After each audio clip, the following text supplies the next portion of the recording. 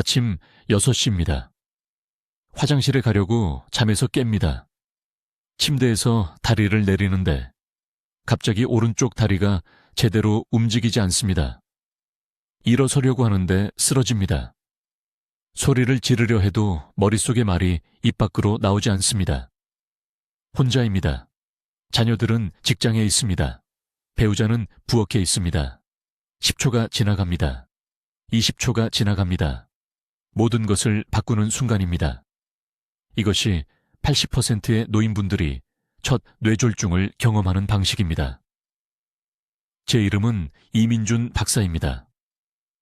저는 73세이고 서울대학교 병원에서 28년간 응급의학과에서 일해왔으며 정확히 이 시나리오를 4,600번 목격했습니다. 비슷한 시나리오가 아닙니다. 정확히 똑같은 상황입니다. 그리고 매번 가족들은 저에게 똑같은 질문을 합니다. 왜 이런 일이 생긴 거죠? 어제까지만 해도 괜찮았는데요. 지난주에 5km를 걸었는데요. 지난 검진에서 혈압이 정상이었는데요. 지금 듣고 계신 모든 분들께 한 가지 부탁드립니다. 웃어보세요. 최대한 활짝 웃어보세요. 이제 가까이 거울이 있다면 거울을 보시거나 손가락으로 입 양쪽 끝을 만져보세요. 한쪽이 다른 쪽보다 낫습니까? 조금이라도요? 이것을 무시하지 마세요. 적어두세요. 이것은 대형 뇌졸중이 오기 3개월에서 6개월 전에 나타나는 조용한 경고 신호 중 하나이며 뇌졸중 후 제가 면담한 환자의 72%가 이것을 알아챘지만 별것 아니라고 생각했다고 말했습니다. 정기 검진에서 알려주지 않는 것이 있습니다. 서울, 부산, 인천의 3개 주요 병원에서 2,000명 이상의 뇌졸중 환자의 혈액 검사를 분석한 후 제가 발견한 것입니다. 뇌졸중을 겪는 노인의 80%는 두 가지 공통점이 있습니다. 고혈압이 아닙니다. 당뇨병도 아닙니다. 그것들은 단지 표면적인 문제일 뿐입니다. 진짜 문제는 혈관 내벽을 파괴하는 특정 미네랄 결핍과 림프 배출이 너무 나빠서 염증성 독소가 뇌와 목동맥 주변에 축적되는 것입니다. 이 조합이 제가 뇌졸중 시한폭탄이라고 부르는 것을 만듭니다. 의료 시스템은 고혈압을 치료합니다. 약을 줍니다. 소금을 줄이고 더 많이 걷고 체중을 줄이라고 말합니다. 그리고 여러분은 이 모든 것을 합니다. 하지만 뇌졸중은 여전히 발생합니다. 왜인지 아십니까? 아무도 진짜 문제를 다루지 않기 때문입니다. 여러분의 세포가 질식하고 있습니다. 동맥벽이 오래된 콘크리트처럼 부서지고 있습니다.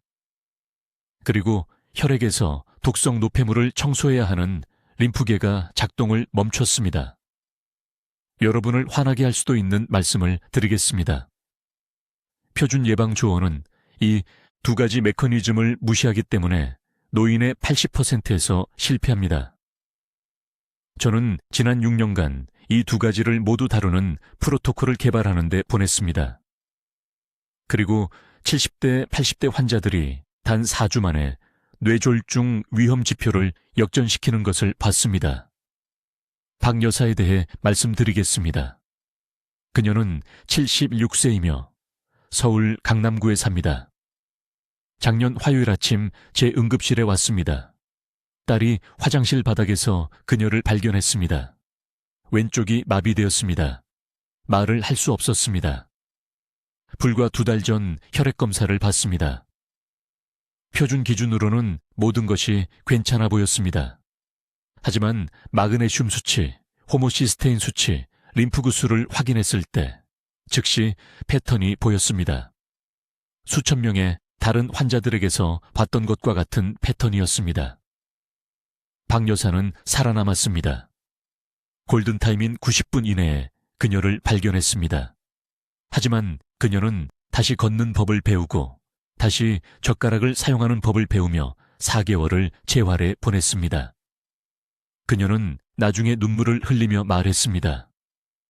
가장 힘든 것은 고통이 아니었다고. 아들이 그녀를 돌보기 위해 직장을 그만두는 것을 지켜보는 것이었다고. 화장실을 사용하는데 도움이 필요한 것이었다고. 이것이 제가 말하는 부담입니다. 이것이 우리가 예방하려는 것입니다. 오늘 저는 제 환자들에게 가르치는 정확한 프로토콜을 여러분과 공유하겠습니다. 여러분, 지금 아주 주의 깊게 들어주세요. 제가 지금부터 말씀드릴 것이 여러분의 생명이나 여러분이 사랑하는 사람의 생명을 구할 수 있습니다. 이것은 과장이 아닙니다. 서울 전역의 응급실에서 28년 동안 제 눈으로 직접 목격한 진실입니다. 제 이름은 이민준 박사입니다. 저는 73세이고 한국의 가장 바쁜 병원들에서 뇌졸중 환자를 치료하는데 거의 30년을 보냈습니다. 응급실에 도착하는 수천 명의 노인분들의 손을 잡아왔고 똑같은 파괴적인 패턴이 계속해서 반복되는 것을 봤습니다. 아무도 말하지 않는 패턴입니다. 사람들이 제가 오늘 공유하려는 것만 알았다면 막을 수 있었을 패턴입니다. 계속하기 전에 지금 당장 해주셔야 할 것이 있습니다. 가능하면 일어나세요. 거울로 가세요. 얼굴을 자세히 보세요. 최대한 활짝 웃어보세요. 입 한쪽이 다른 쪽보다 아래로 처져 있습니까? 조금이라도요? 이제 양팔을 앞으로 들어 올려 10초간 유지하세요. 한쪽 팔이 의도하지 않게 아래로 내려가고 있습니까? 이것들은 사소한 것이 아닙니다. 뇌가 이미 도움을 요청하고 있다는 경고 신호입니다.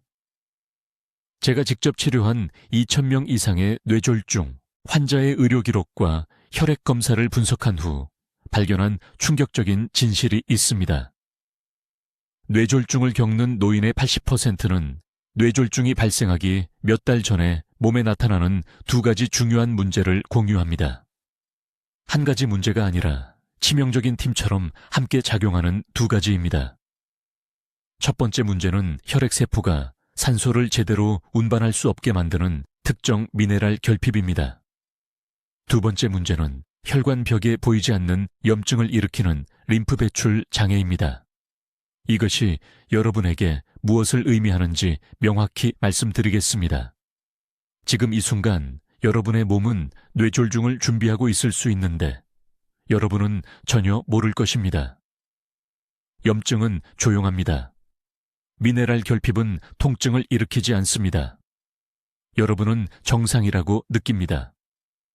평소처럼 하루를 보냅니다. 그러다 어느 날 아침 화장실에 혼자 있을 때 그 일이 일어납니다. 10초. 평범한 아침과 바닥에 쓰러져 도움을 요청할 수도 없고 몸의 절반을 움직일 수도 없게 되는 사이의 시간은 그것뿐입니다. 가장 나쁜 것은 죽음이 아닙니다. 죽음보다 더 나쁜 것이 무엇인지 말씀드리겠습니다. 저는 병상에 누워 말도 할 수 없고 스스로 식사도 할 수 없고 혼자 화장실도 갈 수 없는 노인 환자들을 봅니다.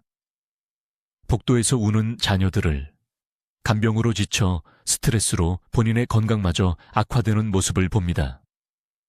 한때 가족을 위해 요리하던 자랑스러운 할머니들이 이제는 고형 음식을 삼킬 수조차 없는 모습을 봅니다.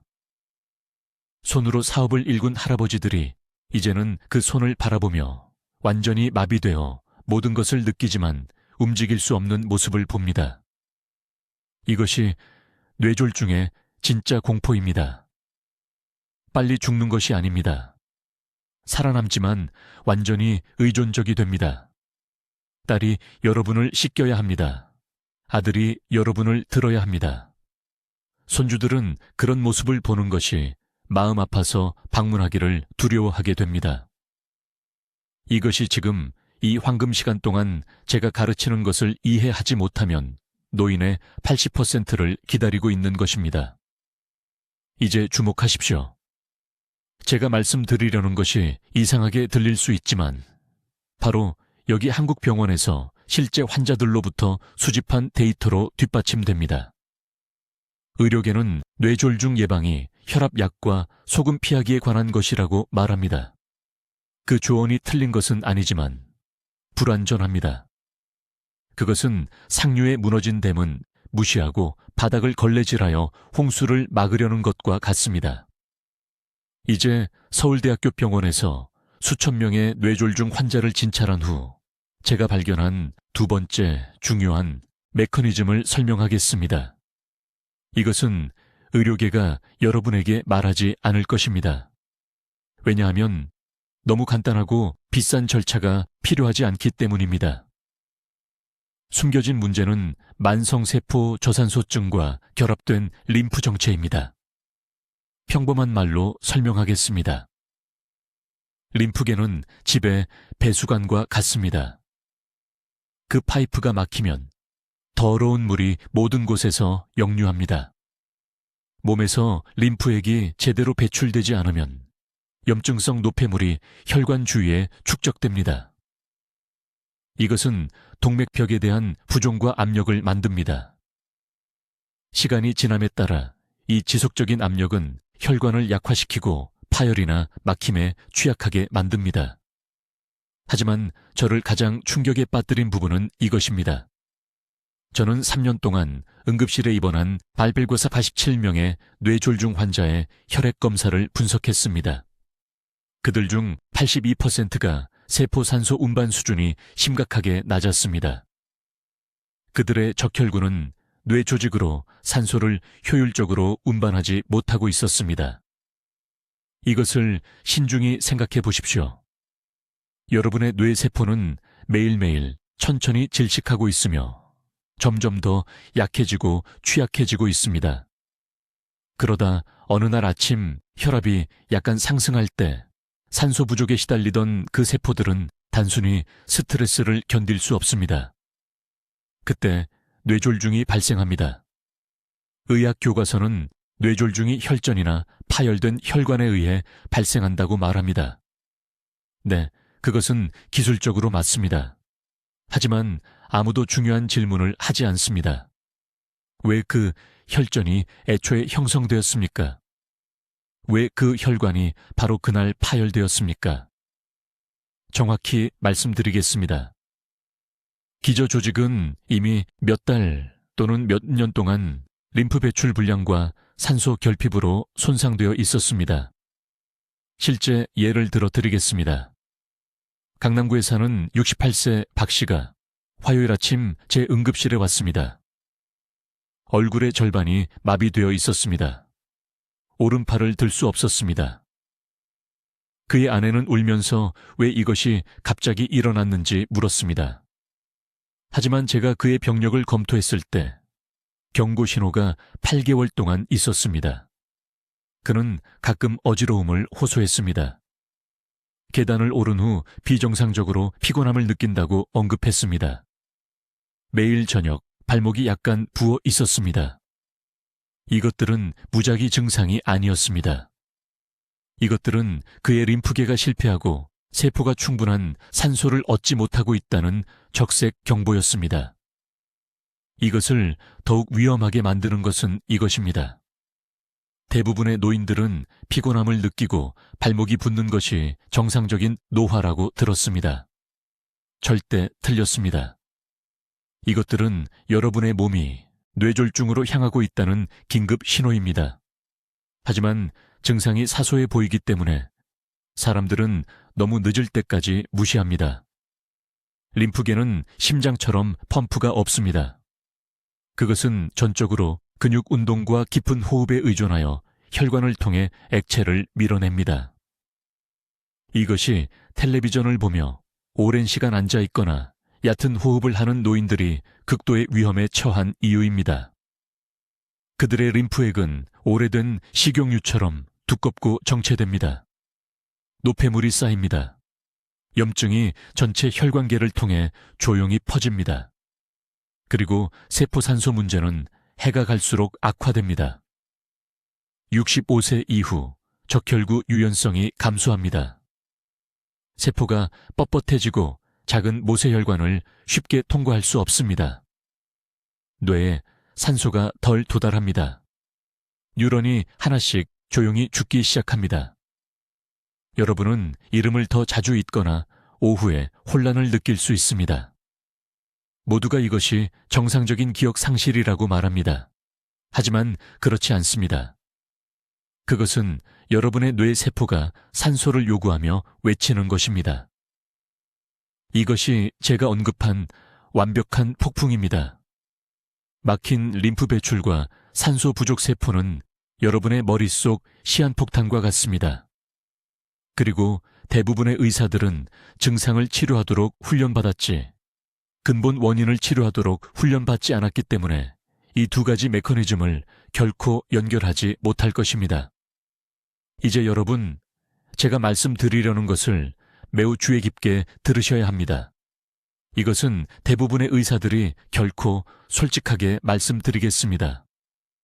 이것이 바로 뇌졸중을 일으키는 숨겨진 메커니즘이며 저는 여기 서울에서 수천 명의 생명이 파괴되는 것을 목격했습니다. 28년 동안 저는 한국전역의 응급실에서 근무했습니다. 임종하시는 환자분들의 손을 잡아드렸습니다. 가족들이 슬픔에 무너지는 모습을 지켜봤습니다. 그리고 저 자신에게 계속 한 가지 질문을 던졌습니다. 왜 이런 일이 일어났을까? 현대의학이 있고 비싼 치료법이 있고 예방 캠페인이 있는데도 왜 80%의 노인분들이 뇌졸중에 걸리는 걸까?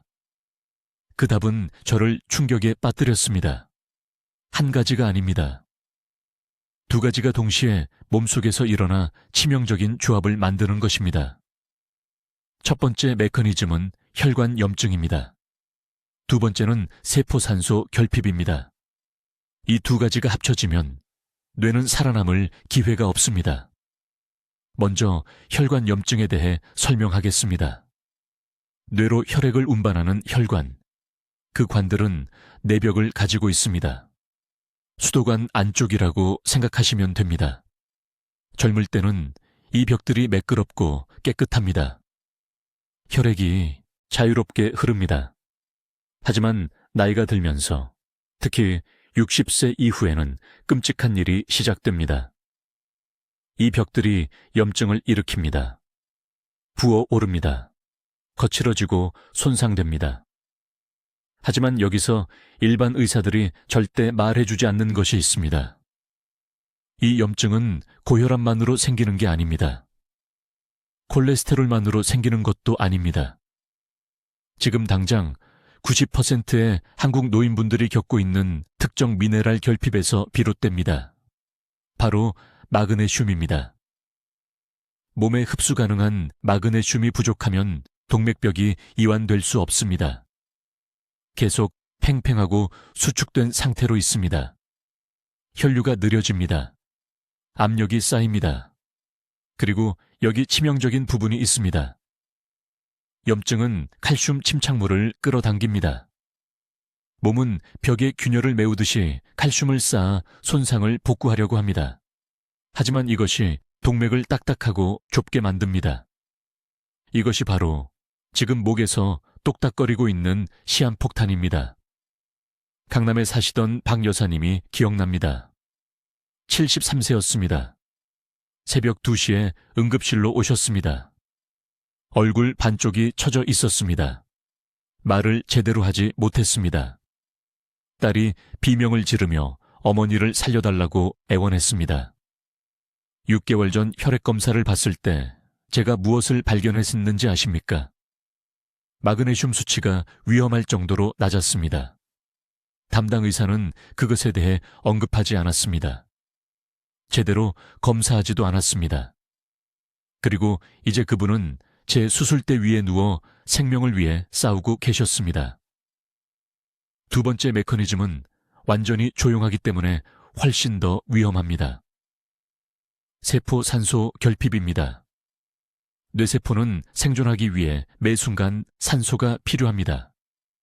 하지만 뇌에 산소를 공급하는 것은 단순히 숨쉬기만의 문제가 아닙니다. 혈액이 산소를 운반하고 세포로 방출하는 능력에 관한 것입니다. 무슨 일이 일어나는지 말씀드리겠습니다. 적혈구는 헤모글로빈을 사용해 산소를 운반합니다. 하지만 나이가 들면서 림프계가 느려집니다. 노폐물과 독소가 조직에 쌓입니다. 혈액이 걸쭉하고 끈적해집니다. 적혈구가 뇌의 좁은 모세혈관을 자유롭게 이동할 수 없습니다. 더 나쁜 것은 이산화탄소 노폐물이 제대로 배출되지 않는다는 것입니다. 세포들이 서서히 질식하기 시작합니다. 하루하루, 달마다. 지금 목 옆을 만져보십시오.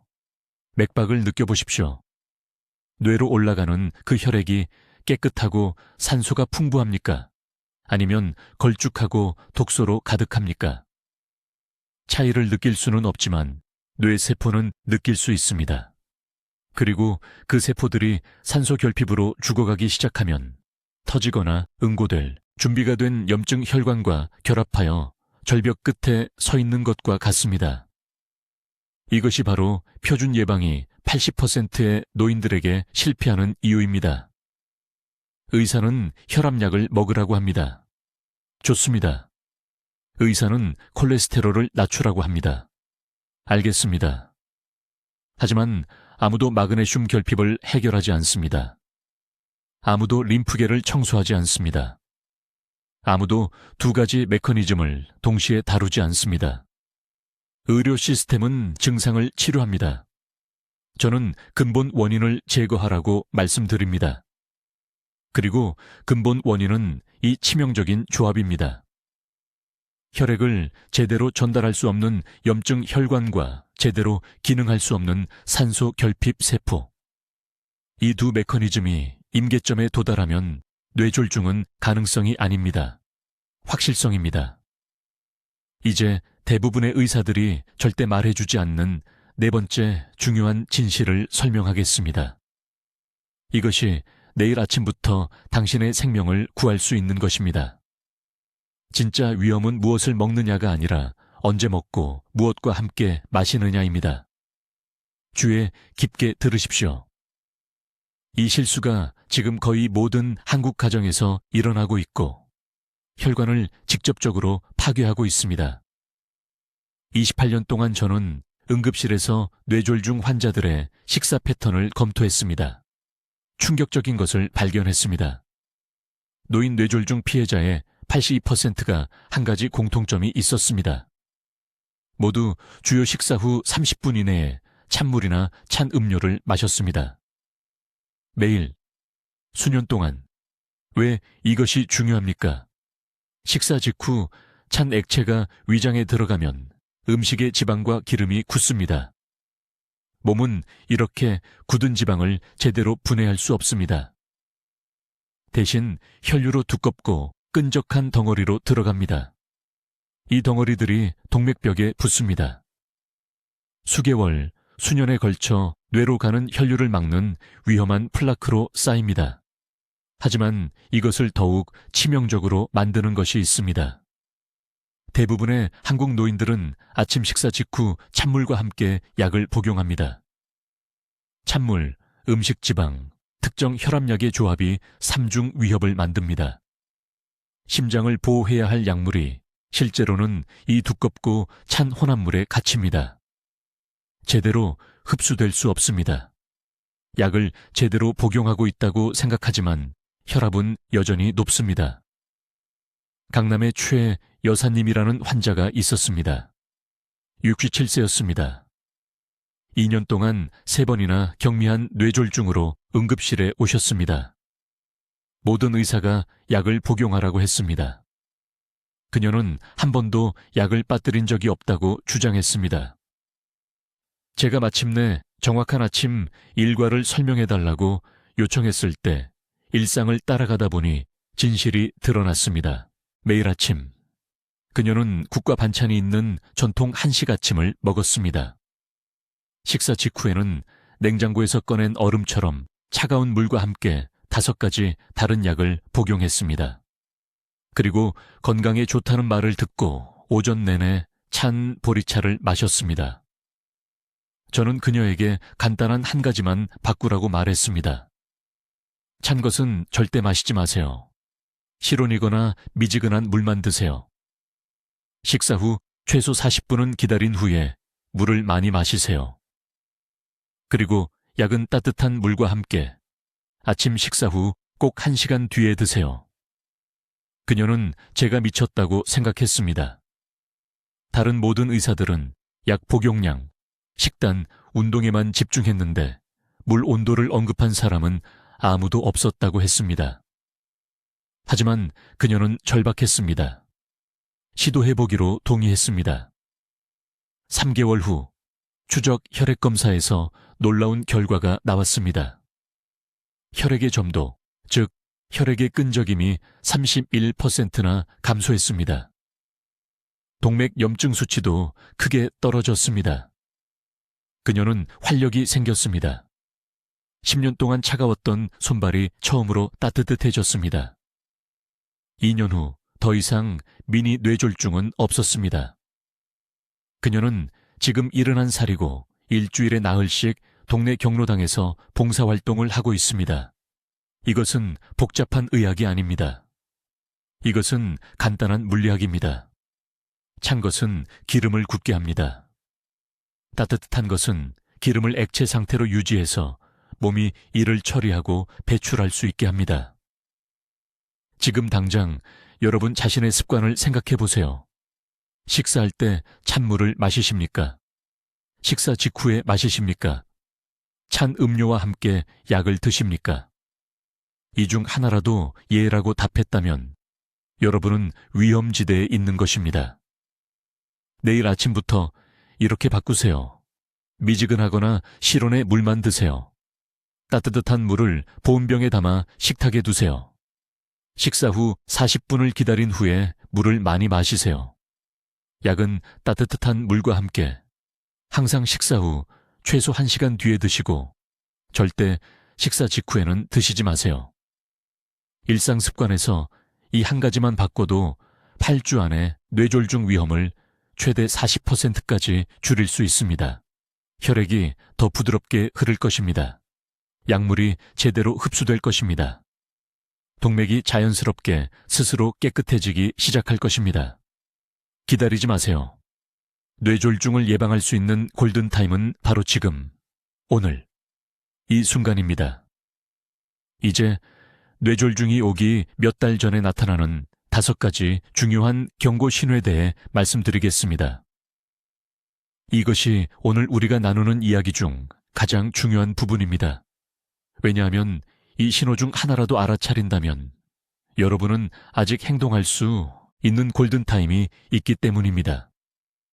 서울 곳곳의 응급실에서 28년간 일하면서 수천 명의 뇌졸중 환자를 봤습니다. 그리고 오늘날까지 저를 괴롭히는 사실을 말씀드리고 싶습니다. 거의 모든 환자가 제가 물어봤을 때 뇌졸중이 오기 몇 주 또는 몇 달 전에 이상한 증상을 경험했던 것을 기억했습니다. 하지만 그들은 이 신호들을 무시했습니다. 그저 나이 들어서 그런 거라고 생각했습니다. 이 실수로 그들은 독립성과 존엄성을 잃었고 많은 경우 목숨을 잃었습니다. 경고 신호 첫 번째, 5초에서 10초 정도만 지속되는 갑작스러운 어지러움입니다. 잘 들으세요. 이것은 갑자기 일어날 때 느끼는 어지러움이 아닙니다. 이것은 다릅니다. 여러분이 앉아서 아무것도 하지 않고 있는데 갑자기 몇 초 동안 방이 빙글빙글 돌다가 멈춥니다. 대부분의 노인들은 이것을 완전히 무시합니다. 하지만 실제로 무슨 일이 일어나고 있을까요? 뇌로 가는 혈류가 일시적으로 감소하고 있는 것입니다. 의학 용어로는 일과성 허혈 발작이라고 합니다. 저는 이것을 리허설 뇌졸중이라고 부릅니다. 몸이 큰 뇌졸중이 오고 있다고 경고하는 것입니다. 강남에 사시는 박 씨라는 74세 여성 환자가 있었습니다. 그녀는 부엌에서 쓰러진 후 제 응급실에 왔습니다. 완전한 뇌졸중이었습니다. 왼쪽이 완전히 마비되었습니다. 병력을 검토했을 때 그녀는 3개월 동안 이런 5초짜리 어지러움을 경험했다고 말했습니다. 꼬박 3개월 동안 경고가 있었던 것입니다. 아무것도 아니라고 생각해서 아무에게도 말하지 않았다고 했습니다. 이제 그녀는 혼자 옷을 입을 수 없습니다. 혼자 화장실을 갈 수 없습니다. 딸이 그녀를 돌보기 위해 직장을 그만둬야 했습니다. 이 모든 것이 그녀가 이 경고 신호를 알아차렸다면 예방할 수 있었던 것입니다. 경고 신호 두 번째. 한쪽 손에서 반복적으로 물건을 떨어뜨리는 것입니다. 이것에 주의를 기울이세요. 일주일이나 2주일 안에 같은 손에서 컵, 휴대전화, 젓가락을 계속해서 떨어뜨린다는 것을 알아차린다면 이것은 위험 신호입니다. 이것은 뇌의 운동제어 영역으로 가는 혈류가 제한되고 있기 때문에 일어납니다. 동맥 막힘이 시작되고 있는 것입니다. 악력이 문제가 아닙니다. 뇌 신호가 차단되고 있는 것입니다. 경고 신호 세 번째. 이것이 매우 중요합니다. 나타났다 사라지는 어눌한 말입니다. 정상적으로 말하고 있다가 갑자기 30초나 1분 동안 말이 불분명해지거나 뒤죽박죽이 됩니다. 그러다가 지나가고 다시 정상적으로 말합니다. 많은 사람들이 그냥 혀를 깨물었거나 피곤해서 그런 거라고 생각합니다. 틀렸습니다. 이것은 뇌의 언어 중추가 산소를 달라고 외치는 것입니다. 이 부위에 영양을 공급하는 특정 동맥에서 막힘이 형성되고 있는 것입니다. 경고 신호 네 번째. 갑작스러운 송을시 변화입니다. 오늘 여러분이 이름을 쓰는 것을 3개월 전과 비교해 보세요. 떨리거나 작아지거나 덜 선명해졌습니까? 이것은 손의 관절염이 아닙니다. 이것은 신경학적 경고입니다. 뇌의 미세 운동 제어가 혈류 감소로 인해 손상되고 있는 것입니다. 그리고 경고 신호 다섯 번째. 너무 흔하게 무시되기 때문에 저를 가장 두렵게 하는 것입니다. 문장 중간에 하려던 말을 잊어버리는 일이 자주 일어나는 것입니다. 가끔 깜빡하는 것이 아닙니다. 하루에 여러 번 말을 시작했다가 생각을 완전히 잃어버리는 것을 말합니다. 가족들은 나이 들어서 그렇다고 농담할 수도 있습니다. 하지만 이것은 농담이 아닙니다. 이것은 뇌의 일부가 산소 부족으로 굶주리고 있다는 인지적 경고입니다. 이것을 이해해야 합니다. 이 5가지 신호는 나이가 들어서 나타나는 것이 아닙니다.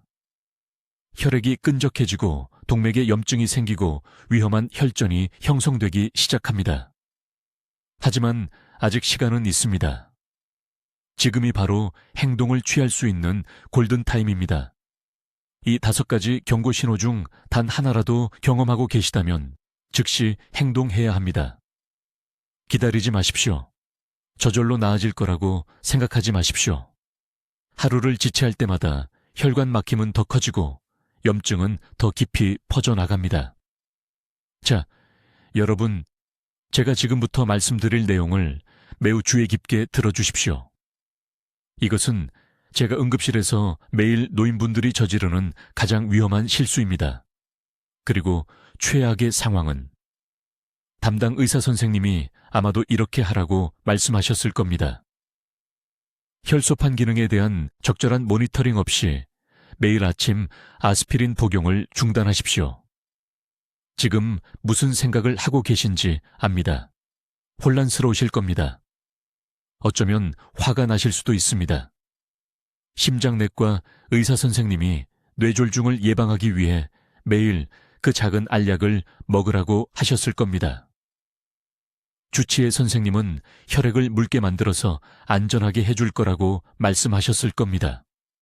그리고 28년 동안 저는 서울대학교 병원 응급실에서 아스피린 치료에 대한 완전한 진실을 아무도 말해주지 않아서 내부 출혈로 실려오는 환자들을 지켜봤습니다. 분명히 말씀드리겠습니다.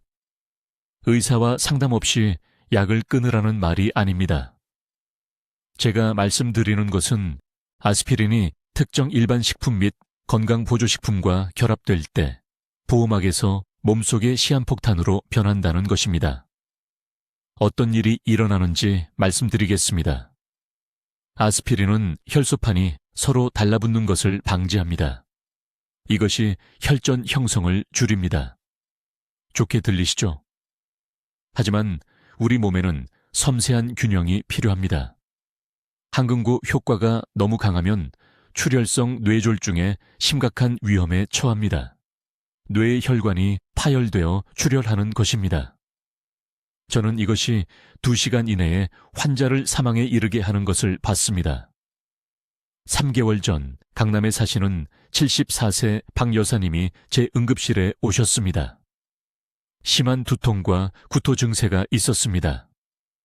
몇 분 만에 의식을 잃으셨습니다. CT 스캔 결과 대규모 뇌출혈이 나타났습니다. 따님과 함께 복용 중인 약을 검토했을 때 제가 발견한 것은 이렇습니다. 의사가 처방한 매일 복용하는 아스피린, 심장 건강을 위해 본인이 직접 구입한 오메가3 보충제, 기억력을 위한 은행잎 추출물, 그리고 혈액순환에 좋다고 누군가 말해서 매일 청국장을 드셨습니다. 이 모든 것들이 혈액을 묽게 만듭니다. 따로따로는 관리할 수 있을지 모릅니다. 하지만 함께 복용하면 치명적인 출혈 위험을 만들었습니다. 박 여사님은 살아남으셨지만 왼쪽 전체의 기능을 잃으셨습니다. 더 이상 혼자 걸을 수 없습니다. 따님은 전담 간호를 위해 직장을 그만뒀습니다. 이것이 제가 말하는 골든타임입니다. 행동해야 할 때는 재앙이 일어나기 전입니다. 아스피린을 복용하고 계시다면 이 중요한 사실들을 즉시 알아야 합니다. 첫째, 아스피린과 오메가3 지방산을 함께 복용하면 출혈 위험이 극적으로 증가합니다. 이것은 오메가3 아마시유를 의미하며 매일 아스피린을 복용하면서 일주일에 3번 이상 등푸른 생선을 드시는 것도 위험할 수 있습니다. 둘째, 많은 일반 진통제가 아스피린과 상호작용합니다. 아스피린 치료 중에 무릎 통증 때문에 이부프로펜을 복용하면 출혈 위험을 증가시키거나 아스피린의 보호 효과를 완전히 차단할 수 있습니다. 셋째, 특정 채소와 약초는 천연 혈액 희석 특성을 가지고 있습니다. 마늘, 생강, 강황, 그리고 심지어 과도한 양의 IP 채소도 아스피린의 효과를 안전 수준을 넘어 증폭시킬 수 있습니다. 하지만 거의 아무도 말해주지 않는 것이 있습니다. 가장 큰 위험은 아스피린 자체가 아닙니다. 혈관에 심한 염증이 있고 약해진 상태에서 아스피린을 복용하는 것입니다. 제가 앞서 언급한 미네랄 결핍을 기억하십니까? 만성 염증과 불충분한 세포 영양으로 동맥벽이 약해지면 아스피린은 위험한 혈전을 예방하는 것과 필요한 치유를 예방하는 것을 구별할 수 없습니다. 우리 몸은 손상된 혈관의 약한 부분에서 출혈을 시작합니다. 작년에 인천에서 오신 68세 택시기사 초혜 씨가 있었습니다. 5년 동안 성실하게 아스피린을 복용해 오셨습니다. 아무 문제가 없었습니다. 그러다 스트레스로 경미한 윗궤양이 생겼습니다. 작고 거의 눈에 띄지 않았습니다. 하지만 아스피린이 제대로 치유되는 것을 막았습니다. 2주 만에 만성 출혈로 인한 심각한 빈혈로 제 응급실에 오셨습니다. 헤모글로빈 수치가 너무 낮아져서 심장이 뇌에 충분한 산소를 공급하기 위해 애를 쓰고 있었습니다. 심부전과 뇌졸중의 경계선에 동시에 서 있었습니다. 지금 복부를 만져보십시오. 평소와 다른 불편함이 느껴지십니까? 화끈거리는 느낌이 있으십니까? 아스피린을 복용 중이고 소화 문제를 겪고 계시다면 이것은 몸의 긴급 경고 신호입니다. 무시하지 마십시오. 지금 즉시 취해야 할 정확한 단계를 알려드리겠습니다. 여러분의 생명이 이것을 완벽하게 이해하는 데 달려있기 때문에 매우 간단하게 만들겠습니다. 첫째, 내일 아침부터 기상 후 10분 이내에 미지근한 물 한 컵을 반드시 마셔야 합니다. 찬물이 아닙니다. 뜨거운 차도 아닙니다. 미지근한 물입니다. 정확히 250ml입니다. 이것은 혈액이 가장 끈적하고 위험한 8시간의 수면 후 즉시 혈액에 수분을 공급합니다. 이 단 하나의 행동만으로도 림프 배수 시스템을 가장 중요한 시기에 활성화하여 아침 뇌졸중 위험을 줄입니다. 둘째, 매일 정확히 60g의 흡수 가능한 단백질이 필요합니다. 50g이 아닙니다. 70g도 아닙니다. 정확히 60g입니다. 이것은 계란 12개 또는 두부 4모 또는 손바닥 크기의 생선 3조각입니다. 동맥벽은 단백질로 만들어집니다. 충분한 단백질 없이는 그 벽들이 마른 가죽처럼 갈라집니다. 아침에 절반, 저녁에 절반을 드십시오. 절대 거르지 마십시오. 셋째, 의사 선생님이 이미 뇌졸중을 겪었다고 구체적으로 말씀하신 경우가 아니라면 스타틴으로 끝나는 약은 모두 버리십시오. 저는 삼성서울병원에서 콜레스테롤 약이 동맥의 보호막을 벗겨낸 수백 명의 노인분들을 봤습니다. 지금 약장을 확인하십시오. 명확한 의학적 필요 없이 예방 목적으로 이것을 복용하고 계시다면 제가 앞서 언급한 정확한 미네랄 결핍을 만들고 있는 것입니다. 넷째, 매일 저녁 잠들기 전에 정확히 5분 동안 평평하게 누워서 깊은 복식 호흡을 하십시오. 4초 동안 숨을 들이쉬고 4초 동안 참고 4초 동안 내쉬십시오. 이것은 가장 위험한 밤 시간을 안전하게 보내고 림프계가 제대로 배출되도록 훈련시킵니다. 타이머를 설정하세요. 단 하루도 거르지 마십시오. 다섯째, 매일 중간 크기의 토마토 2개를 드십시오. 날 것이든 익힌 것이든 상관없습니다. 토마토에는 어떤 보충제보다 동맥 유연성을 강화하는 수준의 라이코펜이 들어있습니다. 약처럼 드시길 바랍니다. 예외 없이 매일 드십시오. 이제 이러한 치명적인 실수를 즉시 멈추십시오. 추운 계절에는 절대 오전 9시 이전에 야외 운동을 하지 마십시오. 온도 충격과 신체 활동이 결합되면 동맥경련이 발생합니다. 저는 지난 겨울 서울에서 얼어붙은 날씨에 이른 새벽 산책을 나갔던 환자 3분을 잃었습니다. 그들의 가족들은 인도에서 쓰러진 그들을 발견했습니다. 기온이 올라갈 때까지 기다리십시오. 당신의 규율이 당신을 죽이고 있습니다. 또한 심장 전문의가 혈액 검사 후 특별히 처방하지 않았다면 매일 아스피린 복용을 중단하십시오. 아스피린은 혈액을 묽게 하지만 앞서 설명한 동맥의 미세 파열을 복구하는 바로 그 응고 메커니즘도 방해합니다. 자신을 보호한다고 생각하면서 실제로는 약한 부분을 만들고 있는 것입니다. 내일 아침부터 매일 아침 3가지 경고 신호를 확인하시길 바랍니다. 화장실 거울 앞에 서십시오. 최대한 활짝 웃으십시오. 입 한쪽이 다른 쪽보다 조금이라도 아래로 처진다면 뇌졸중 전 단계에 있는 것입니다. 두 팔을 앞으로 똑바로 들고 눈을 감으십시오. 한쪽 팔이 아래로 내려간다면 뇌가 이미 혈류 감소를 경험하고 있는 것입니다. 마지막으로 이 문장을 크게 말해 보십시오. 일찍 일어나는 새가 벌레를 잡는다. 단어 하나라도 발음이 어눌하다면 주요 사건이 일어나기까지 72시간도 남지 않은 것입니다. 이러한 징후는 실제 뇌졸중이 발생하기 2개월에서 6개월 전에 나타납니다. 지금 바로 골든타임이 있습니다. 낭비하지 마십시오. 필요한 모든 것을 드렸습니다. 이 방법은 앞서 말씀드린 부산의 76세 박 할머니를 구했습니다. 당신도 구할 수 있습니다. 하지만 즉시 시작해야만 가능합니다. 다음 주가 아닙니다. 이 영상을 다 본 후가 아닙니다. 오늘입니다.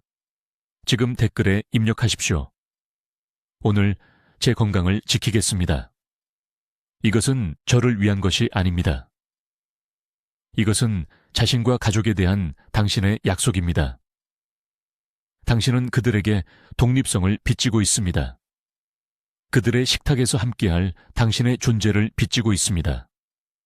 도움 없이 손주들을 안을 수 있는 할머니 또는 할아버지를 빚지고 있습니다. 사랑하는 60세 이상의 모든 사람과 이 영상을 공유하십시오. 이 정보는 한국과 전 세계의 모든 경로당에서 가르쳐야 합니다. 오늘 누군가의 생명을 구할 수 있습니다. 이것은 과장이 아닙니다. 수학적 사실입니다. 저는 이민준 박사입니다. 예방할 수 있었던 뇌졸중으로 고통받는 사람들을 지켜보며 응급의학 분야에서 28년을 보냈습니다. 더 이상 지켜보기를 거부합니다. 이제 진실을 알게 되었습니다. 그것으로 무엇을 하느냐가 모든 것을 결정합니다. 댓글로 알려주십시오. 이민준 박사의 방법 중 어떤 부분을 먼저 실천하시겠습니까? 혈류 개선을 위한 아침 루틴입니까? 아니면 동맥 강화를 위한 식단 변화입니까? 당신의 실천 계획을 듣고 싶습니다. 더 많은 어르신들과 이 생명을 구하는 정보를 공유할 수 있도록 구독해 주시고, 뇌졸중으로부터 자신을 보호해야 하는 친구와 가족에게 이 영상을 전달해 주십시오. 듣기만 해도 현명해지는 우리 채널을 시청해 주셔서 감사합니다.